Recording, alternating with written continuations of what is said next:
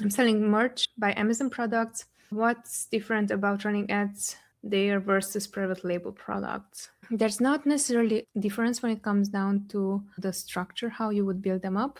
Something that we've seen on our end when it comes down to merch by Amazon. And here a very specific example. We helped a brand who were doing either seasonal designs, either something happened like culturally, and they created the designs for their t-shirts. What we've seen on our end for them, what worked really well is creating broad modified campaigns with keywords that were highly relevant to their product. For example, if now we're celebrating in 2 days Christmas, the moment that I'm recording this, it was Christmas tea, like Christmas, and then TEE, like t-shirt. If they were selling a t-shirt, Christmas gift, or Merry Christmas, things like that.